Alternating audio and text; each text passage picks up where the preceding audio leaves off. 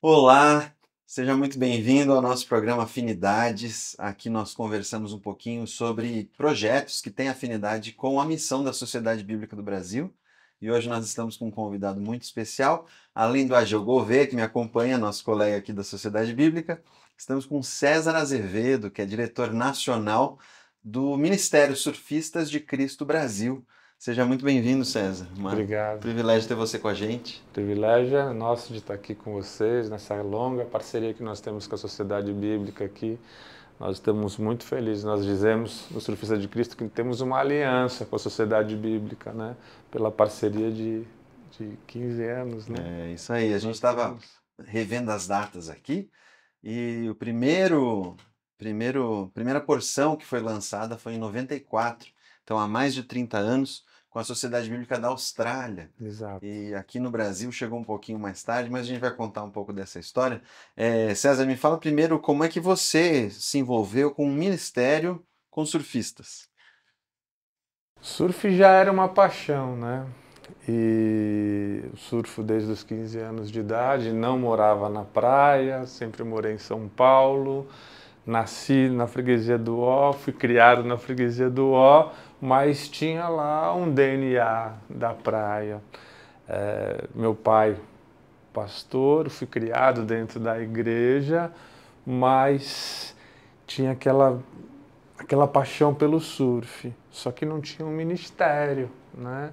E com o tempo nós fomos descobrindo e de repente Surfistas de Cristo. Surfistas de Cristo nasceu aqui no Brasil na década de 80 e foi um movimento simultâneo que a gente chama de swell. Swell nada mais é do que ondulação.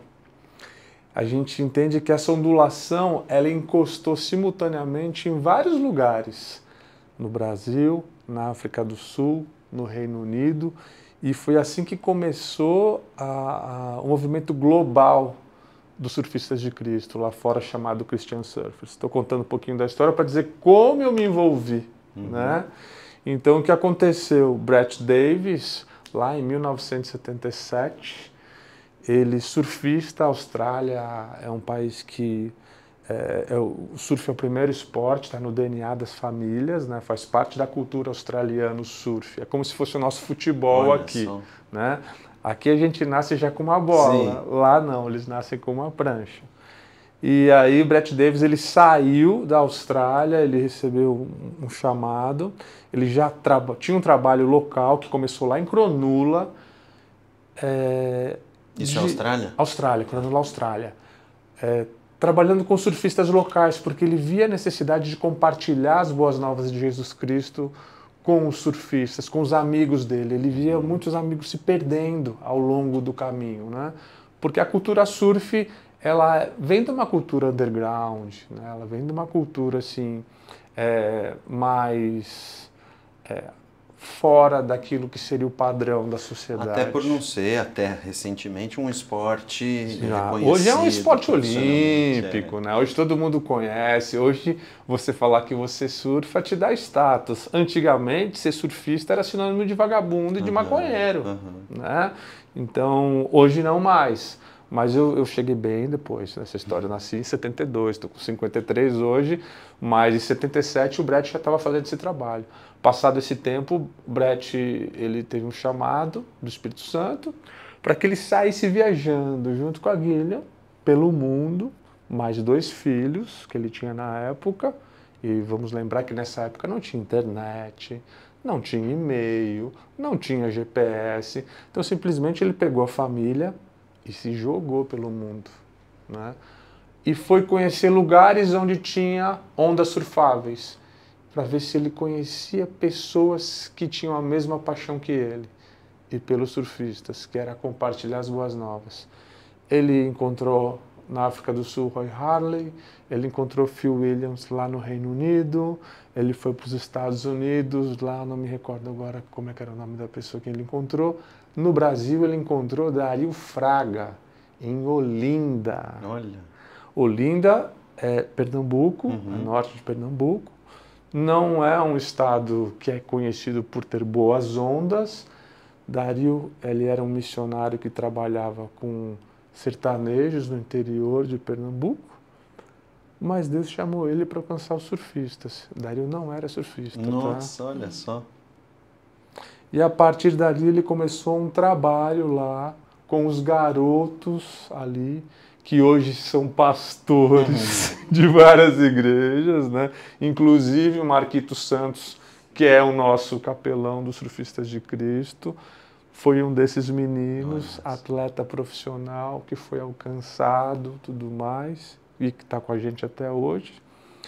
E nessa conheci o trabalho dos Surfistas de Cristo.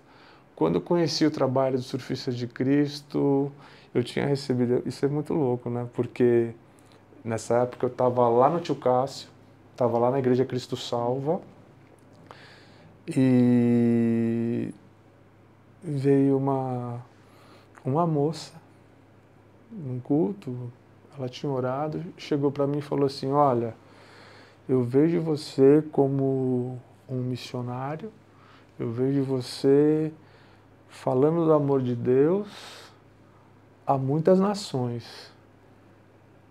Eu cético, né? Falei, ok, minha vida é no Brasil, missionário. Na época eu já era formado em Direito, já advogava. Então, assim, tudo muito fora daquilo que seria algo previsível, né? Não era nada previsível. Mas eu falei, ok. Quando eu conheci os Surfistas de Cristo, em 2003, respondendo a sua pergunta, só para contextualizar tudo isso, 2003, nessa época nós tínhamos o campeonato nacional que chamava Circuito Super Surf, era um dos circuitos que mais bem pagava no mundo, em questão de premiação, e nós já tínhamos atletas que eram cristãos, como na época Tadeu Pereira, Jojó de Oliveira, Jairzinho de Oliveira, Joca Júnior, depois veio Renato Galvão, todos eles surfistas profissionais, Odirley Coutinho, tipo, só para não esquecer ninguém. Tinha mais um outro de Ubatuba agora, Edgar Bischoff. Todos esses, na época, estavam no Super Surf. Renato Galvão, eu já falei? Se eu não falei, estou falando de novo. Renato Galvão, mas o Renato e o Edgar já eram uma nova geração. Os mais antigos eram Jojó, eram Tadeu, eram Jair, né? Então, o que nós fazíamos? Nós íamos para as etapas dos campeonatos, fazíamos uma reunião, tínhamos uma barraca, então nós tínhamos uma representatividade na praia, né? Então tinha uma identidade e ao mesmo tempo gerava comunhão entre os irmãos, a gente tinha um relacionamento. Um dos fundamentos, né, dos pilares nos Surfistas de Cristo, nós nos relacionamos, nós somos um ministério relacional. O nosso evangelismo não é de impacto, é de relacionamento, né? E aí a Bíblia do surfista é que entra nessa história toda, né? Então, o meu relacionamento com os Surfistas de Cristo partiu da paixão pelo esporte, mas ao mesmo tempo, como fui criado dentro da igreja, não me encaixava dentro do ministério padrão, dentro de quatro paredes. E a senhora orou, me trouxe, vamos chamar assim, uma provocação, uma provocação, e eu não entendia direito aonde e do que se tratava, porque aos meus olhos eu não enxergava direito isso. Mas quando eu conheci os Surfistas de Cristo em 2003, começamos a caminhar com o Dario Fraga, como eu te falei, acompanhando o circuito nacional. Daí fui conhecendo um pouco mais do ministério. Depois conhecemos, aí fomos descobrir que esse ministério, nós não estávamos sozinhos aqui no Brasil. Esse ministério era global, porque não existia a Christian Surfers International ainda como organização. Isso só veio acontecer em 2006, depois da Conferência Nacional que a gente sediou no Brasil. Ah, foi aqui? Foi aqui. Mas nós tivemos outras conferências, mas eu digo que 2006 virou uma chave. O que existia era uma rede de relacionamento de De irmandade, de né? ministérios de respeito. surf, Tá. mas nós não nos reconhecíamos como uma organização como um todo. Então tinha lá os surfistas de Cristo da Austrália, tinha surfistas de Cristo no Brasil, nos Estados Unidos, na África do Sul, no Japão, em países que tem surf. E você chegou em 2003 na organização. Sim. A primeira Bíblia do surfista foi 2002, em inglês, é isso? Em inglês, isso, exato. Só que exato. não chegava aqui porque Não. tinha... Gente, nessa época, tudo que era de fora era muito complicado. Até conteúdo de surf. Sim. Né? Então, quem tinha um VHS, quem tinha uma revista de surf importada em inglês, aquilo ali era tratado como um tesouro. Né? Você chamava os amigos para ver a revista, né? No aeroporto você ia lá, pegava a revista, dava uma folheadinha, porque era uma fábula, uma revista de surf, né?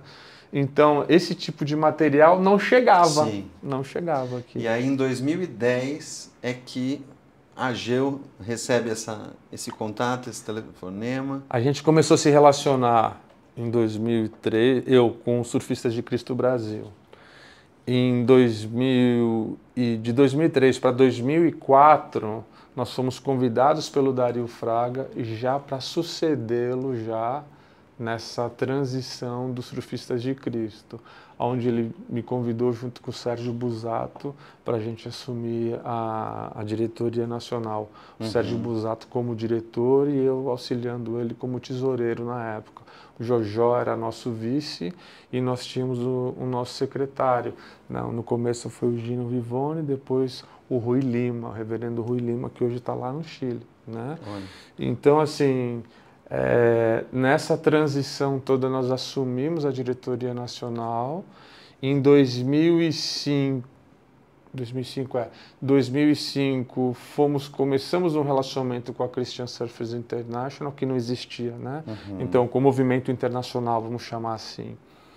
2006 fomos desafiados a fazer uma conferência internacional aqui no Brasil, que foi em Ubatuba. Nós trabalhamos muito. E imagina, a gente estava conversando antes de começar essa gravação, o Brasil não é um país que tem por cultura falar inglês, tampouco espanhol. Imagina que a gente recebeu o mundo inteiro aqui, no Tamambuca Eco Resort. Naquela época nós recebemos um apoio da Prefeitura de Ubatuba para estar fazendo o evento lá. E era uma conferência só de surfistas cristãos, isso? Só de surfistas cristãos. O mundo inteiro desceu aqui. Isso, 2006. 2006. A partir de 2006, dessa conferência, foi ali que se alinhavou a Christian Surfers International como organização. Ali a gente conseguiu conceber que os Surfistas de Cristo como uma organização global, como um movimento global, certo? Organizado, claro, pouco a pouco, mas com representatividade, separando por regiões, determinando os coordenadores regionais, determinando ali uma diretoria, um conselho, né, internacional que pudesse também ajudar a diretoria internacional, e Brett Davis, né, que foi o precursor, né, o pioneiro, o precursor de tudo isso, participou de todo esse processo. Aí chegamos no Ageu. O Ageu nessa época morava no Rio. Você morou no Rio até quando, Ageu? Cara, foi nesse período de 2006, 2007. E eu conheci o Ageu porque o Ageu estava na Igreja do Manga nessa época. E o Manga sempre foi muito amigo meu. Mas a gente recebeu uma orientação do Brett, da diretoria, né, internacional, para a gente fazer uma Bíblia do Surfista em português, como um desafio também, da mesma forma da Conferência Internacional. E bora lá, vamos fazer. E naquele ano foi lançado em português, espanhol, japonês e francês. Simultaneamente, mais uma ondulação chegando, né? Aquilo que era só divulgado em inglês, devido ao crescimento, desenvolvimento do trabalho, existia a necessidade de alcançar os surfistas, cada um na sua língua, né? Porque se você olha, o que a gente se chama de família e que é uma cultura própria? Você está vestido quase de surfista aí. Porque se você olha para surfistas de diferentes nacionalidades, colocar um do lado do outro, tem muito em comum, né? Você vai olhar, a não ser os traços, né, físicos e a língua, mas você vai ver que eles têm hábitos similares, eles se tratam de forma semelhante. Então, o surfista, ele tem uma identidade própria em qualquer lugar do mundo. A cultura surf. A cultura surf, é exatamente isso. É uma cultura própria, é uma tribo própria. E para você se comunicar com essa tribo própria, você precisa do quê? De uma Bíblia na linguagem dele. Não que você vai mudar o texto da Bíblia, Sim. não é isso. Mas uma roupagem, a forma de abordagem, relatos de pessoas que tiveram uma experiência, né, com o Evangelho, que passaram pelo processo de conversão, a gente se converte a cada dia, mas que passaram esse processo de encontro com Jesus, né? E a Bíblia é uma ferramenta sensacional. Então nós estamos chegando a 15 anos dessa edição da primeira Bíblia em português. Eu acho muito legal a gente ouvir um pouco dessa história, porque é um pouco da história da igreja brasileira também, né? Passa por aí, e um pouco do que a gente colhe de frutos hoje, nessas novas gerações, também passou por esses 15 anos de Bíblia do Surfista. Eu queria saber do Ageu, como é que foi isso dentro da Sociedade Bíblica do Brasil, lançar uma Bíblia para surfista com conteúdo diferenciado, com foto de atleta no meio. Como é que é? Como é que foi aqui dentro? Foi uma revolução, né? Porque a diretoria na época não acreditava muito que isso ia dar certo, né? E surfista na mentalidade era uma coisa que era muito jovem, né? Só que à medida que eles foram se aproximando e eles foram percebendo.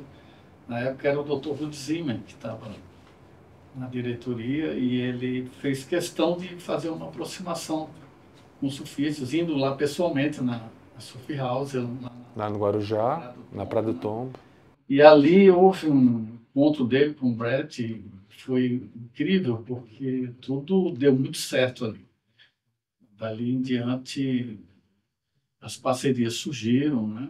Mackenzie entrou de cabeça também, então aquilo veio a fazer exatamente o que era necessário, né? A distribuição da Bíblia de forma ainda um pouco acanhada, mas à medida que a gente foi caminhando, a gente foi descobrindo o que Deus queria que acontecesse. Então, eu diria que ele foi um marco.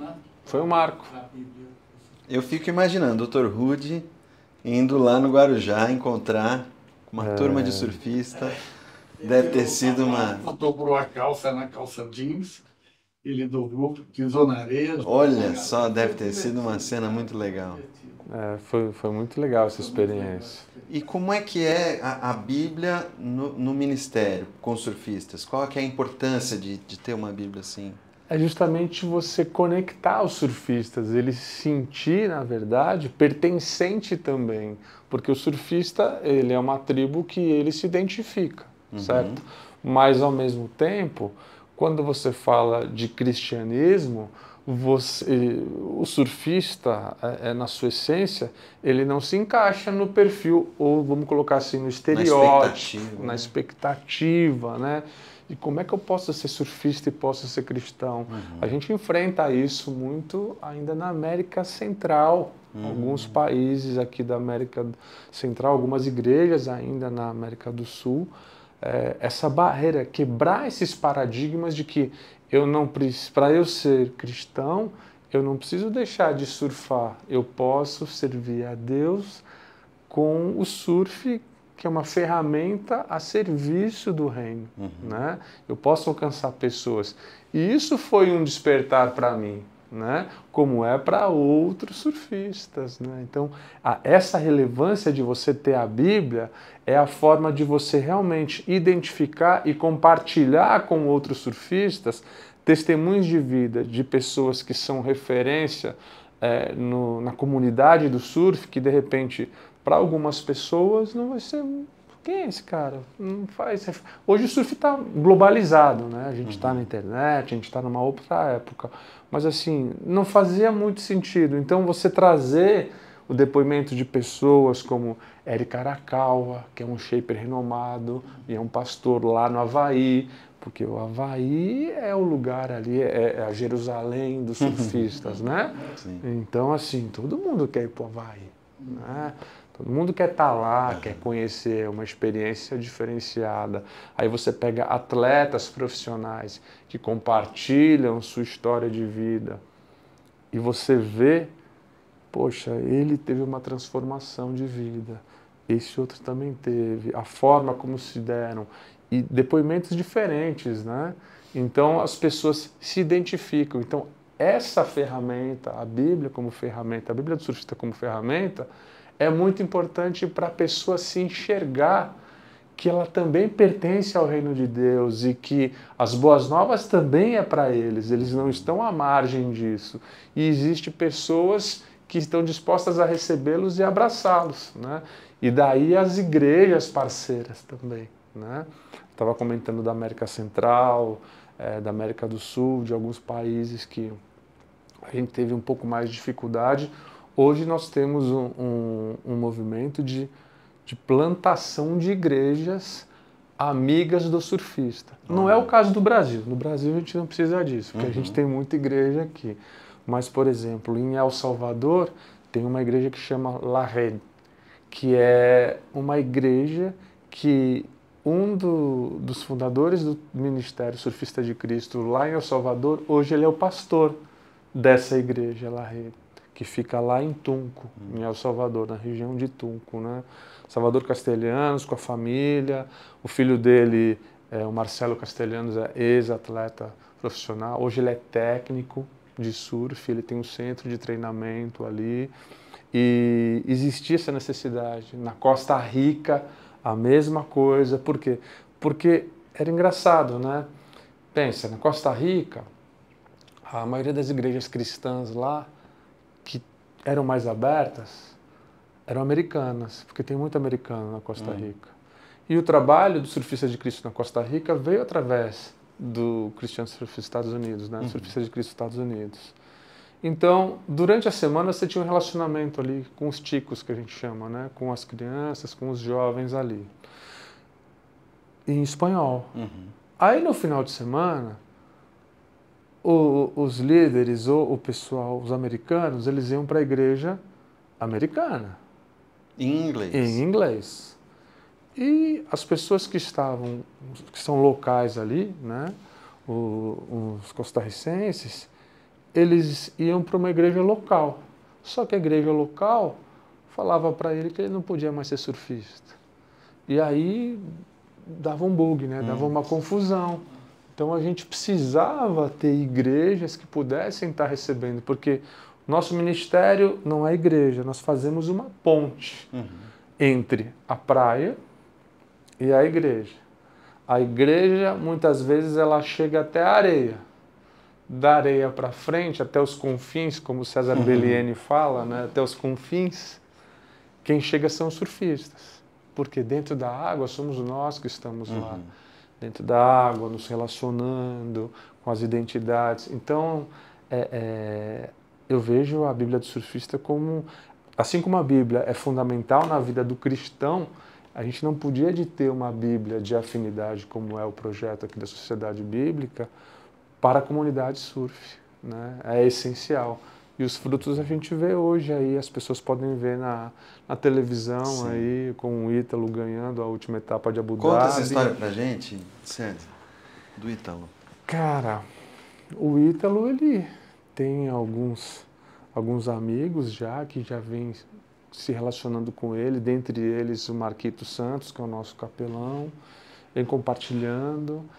Esses atletas vêm crescendo na fé, mas foi assim, nessa última etapa, agora acho que tem 1, 2 semanas atrás, realmente me arrepiou, né? Última etapa do WSL, que é o Circuito Mundial de Surf Profissional, né? A primeira divisão do Circuito de Surf Mundial. A WSL ela é o órgão máximo dentro da comunidade surf. É a Copa do Mundo do surf.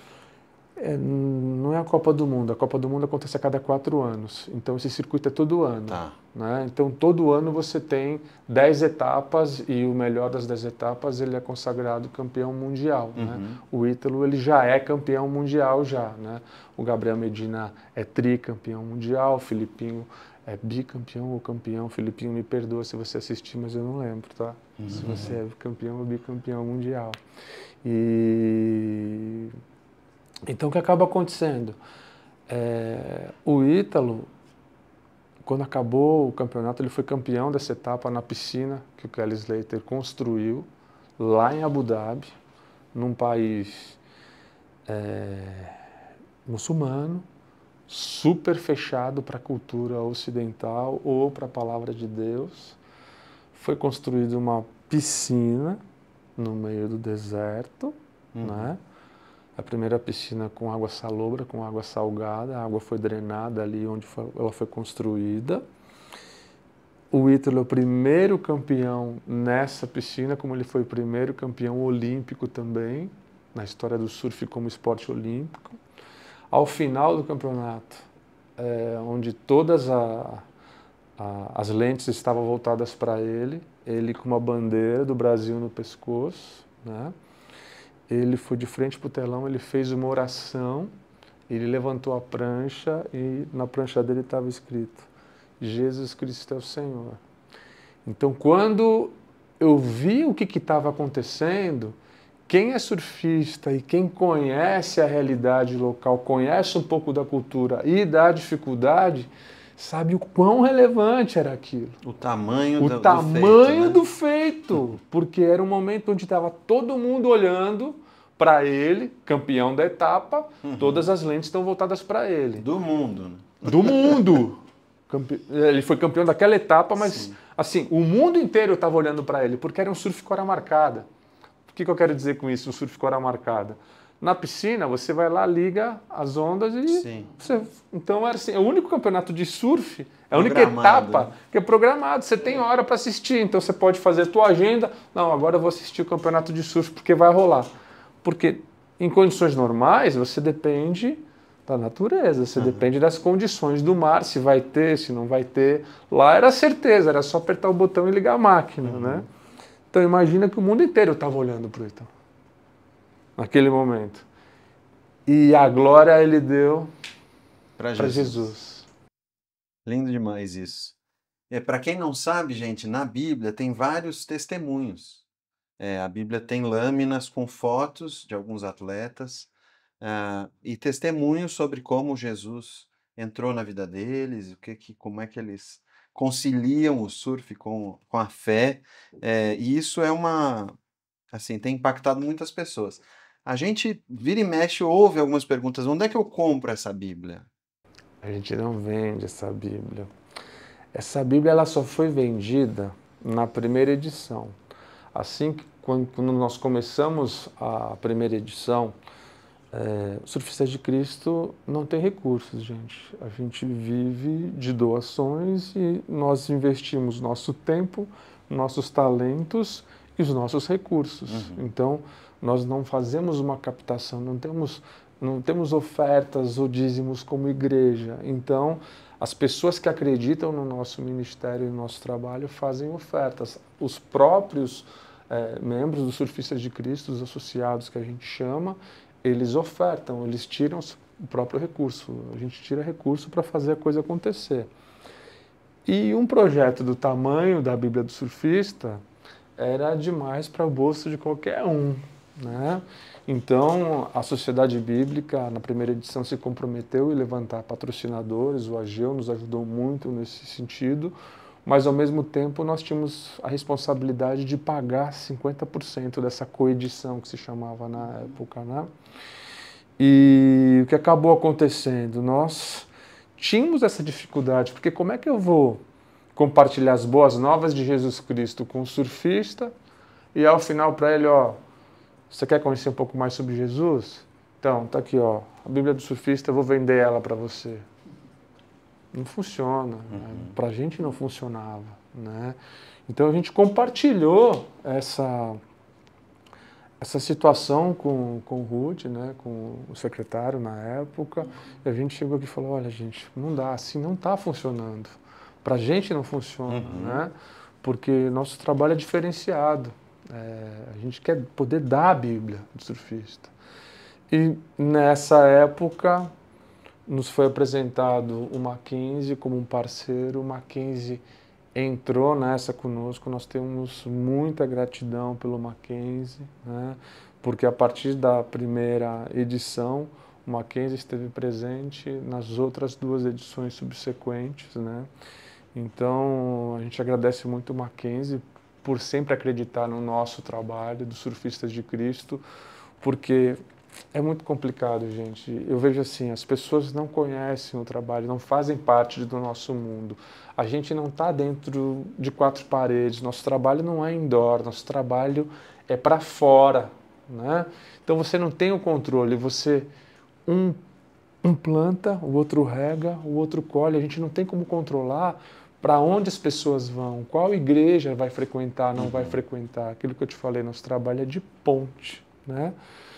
Então, as pessoas, né, as entidades, instituições, organizações, quando acreditam no nosso trabalho e nos têm como referência, hoje o Surfista de Cristo, graças a Deus, é uma presença e tem um reconhecimento da comunidade do surf em nível nacional, em nível mundial e dentro também desse nosso, como eu vou chamar, dentro do mundo cristão, assim, né, desse mundo eclesiástico que a gente vive, graças a Deus a gente tem essa credibilidade. Então, assim, a partir daí o Mackenzie passou a investir e hoje nós temos, nós somos capazes, né, de presentear. Né? E aí nos eventos vocês encontram os surfistas ou até no dia a dia na praia, assim? Como eu te falei, nosso ministério é um ministério de relacionamento. Então, como nós fazemos? Nós passamos a nos relacionar, compartilhamos uma porção, apresentamos a Bíblia, convidamos ele depois de um certo tempo, porque isso, gente, é o dia a dia. Então a gente brinca, você tem que comer 1 quilo de sal com a pessoa, né? Antes de a gente começar a gravar, até comentei contigo isso, né? Costumo falar, quer conhecer a pessoa? Come 1 quilo de sal com ela. Então, é muita mesa, é muita parafina no nosso caso, surf, compartilhando ondas, para que a pessoa se sinta à vontade em compartilhar a vida dela com você. Porque o nosso ministério é um compartilhar de vidas. Eu vou compartilhar minha vida com você e você vai compartilhar sua vida comigo. E eu vou compartilhar a vida de Jesus com você. Como Jesus mudou minha vida e como Jesus pode mudar a sua vida, né?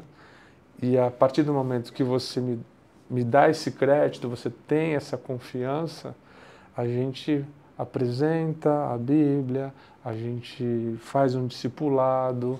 Eu costumo orientar os líderes de núcleos que nós temos, né? Na hora que você vai presentear a Bíblia, você lança um desafio da pessoa, né, para ela ler. Vamos ler juntos. E depois de um estudo bíblico, um discipulado que você faz, ao final você presenteia. Então você fala assim, ó, essa Bíblia é sua, tá? Só que para você merecer ela, você tem que fazer esse discipulado aqui, esse estudo bíblico comigo. Vamos fazer junto? Vou fazer junto com você. E com outras pessoas, muitas vezes, né? Porque você começa a tirar as dúvidas, conversar, e tem funcionado. Então as pessoas têm recebido, têm desfrutado das porções da Bíblia. A gente tem feito a impressão só do Novo Testamento. A primeira edição foi o Novo Testamento, a segunda edição foi o Novo Testamento, acho que o livro de Salmos e Provérbios. Teve um Evangelho de João também, né? Sim, um livretinho pequenininho, né? E que esse a gente já distribuía mais ali no dia a dia mesmo, sem essa necessidade de estar muito mais próximo, porque a Bíblia é muito preciosa, né, para nós. Então, o que acaba acontecendo? Você simplesmente distribuir a Bíblia como um panfleto não faz sentido. É um custo alto, é para um público específico. Por isso que a gente não vende. Né? A gente não está, na verdade, cerceando as pessoas de ter acesso a essa Bíblia. Não é isso. Se você já é cristão, você já tem acesso à Bíblia. Né? Na verdade, os surfistas que não foram alcançados ainda por Jesus Cristo, eles precisam, é para eles que é essa Bíblia. Então falou, se você já é cristão, você pode até querer ter uma Bíblia dessa, ela é bonita tal, mas assim, não faz sentido, porque na sua mão ela vai ficar na gaveta. Ou é mais uma Bíblia, se você vai colecionar, para você é mais uma Bíblia. Na vida de outra pessoa, pode ser a mudança na vida dela. Né? Então, essa cautela que nós temos em passar para a nossa galera, né, para o pessoal que serve nos Surfistas de Cristo, para ter essa responsabilidade. Né? Não é só dar uma Bíblia. Não é só dar uma Tem um Bíblia. Relacionamento que vai fazer com que aquela Bíblia seja lida. Exatamente. Que vai desafiar a pessoa a experimentar. Que vai experimentar. cumprir o papel dela. Sim. Exatamente. Transformação. Sim. E é isso que a gente deseja também enquanto sociedade bíblica, que a Bíblia não seja só um objeto, não seja só um livro, mas que ela seja aberta, seja lida, seja vivida. Nós estamos chegando assim no final da nossa conversa e você pôde ver um pouquinho sobre um projeto lindo que alcança muita gente que talvez de outra maneira não seria tocada pelo Evangelho. Então, queria pedir para o César dar suas últimas considerações. Que recado você deixa assim para quem está pensando em fazer uma Bíblia para um público diferenciado, para um público que ainda não é atendido pelas Bíblias convencionais, assim, né? Não desista. E vem aqui na Sociedade Bíblica, procura o Ageu, as pessoas vão te abraçar aqui, vão conversar, vão tentar viabilizar o projeto ou mostrar os caminhos de como isso pode ser feito. Existem muita gente hoje aí que está disposto a investir, você tem que apresentar o teu projeto, não desista, porque vale a pena e se você foi chamado para isso, assim como eu fui chamado, sem entender, naquele momento você pode não entender, mas no momento depois vai passar a fazer todo sentido para você. Muito bom. Obrigado. Ageu? Obrigado.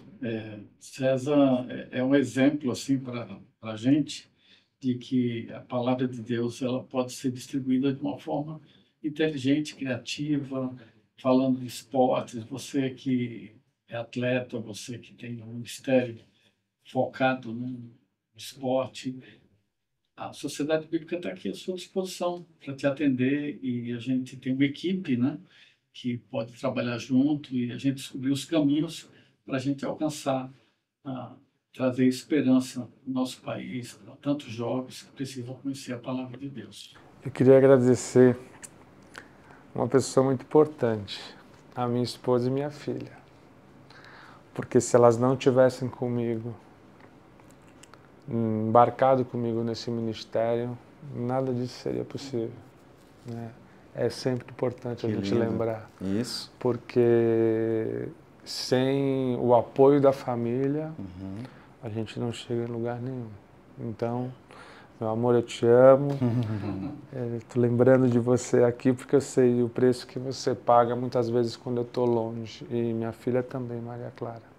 Primeiro ministério é esse, né? Primeiro ministério. Então, eu queria agradecer a sua presença, agradecer você que nos assiste. É um privilégio ter você também conosco, a sua audiência. Espero que você tenha gostado de descobrir um pouquinho, mais um pouquinho da história da igreja no Brasil e também como a palavra de Deus vai chegando por muitos caminhos. Se você também tem afinidade com a nossa missão, que é de semear a palavra que transforma vidas, nós estamos à disposição para trabalhar com você e levar a palavra por onde ela precisa chegar. Deus abençoe você, um abraço.